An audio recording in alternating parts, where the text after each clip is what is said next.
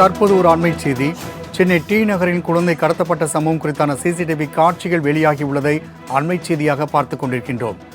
சென்னை கண்ணகி நகர் பகுதியைச் சேர்ந்த குழந்தை டி நகரில் வைத்து கடத்தப்பட்டது. இந்நிலையில் கடத்தல் தொடர்பான சிசிடிவி காட்சிகள் வெளியாகியுள்ளது. மேலும் கூடுதல் விவரம் செய்தியாளர் டேனியல் வழங்க கேட்கலாம்.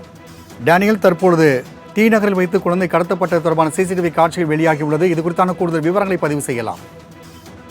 நிச்சயமாக ராம்குமார், சென்னை கண்ணகி நகர் பகுதியைச் சேர்ந்த ஆரோக்கியதாஸ் நிஷாந்தி தம்பதியரின் வசித்து வருகின்றனர். இவர்களுக்கு கடந்த 45 நாட்களுக்கு முன்பு ஆண் குழந்தை ஒன்று பிறந்துள்ளது. இந்நிலையில் நேற்று ஆரோக்கியதாஸ் வீட்டிற்கு வந்த ஒரு பெண், அரசு சார்பில் திட்டங்கள் குழந்தைகளுக்கு உள்ளது, அதை நான் பெற்றுத் தருகிறேன் என்று கூறி சென்னை தியாகராய நகர் பகுதிக்கு ஆட்டோவில் அழைத்து சென்றுள்ளார்.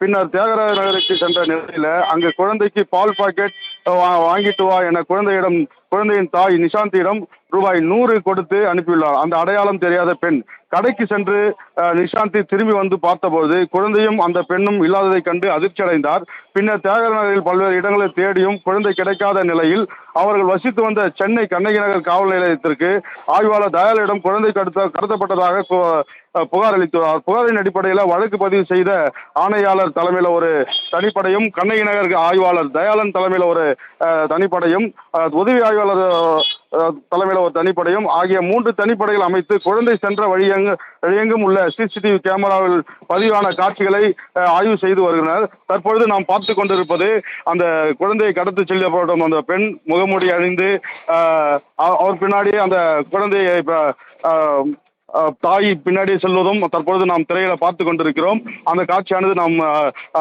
தத்ரூபமாய் அதை திரையில பார்த்து கொண்டிருக்கிறோம். இந்த அந்த சம்பவமானது அந்த கண்ணகி நகர் பகுதியில் பெரும் பரபரப்பை ஏற்படுத்தியுள்ளது.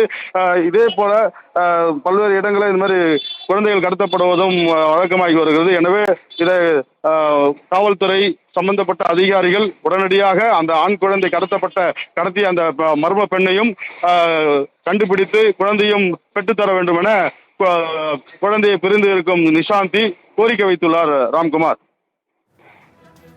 டேனியல், தகவலுக்கு நன்றி.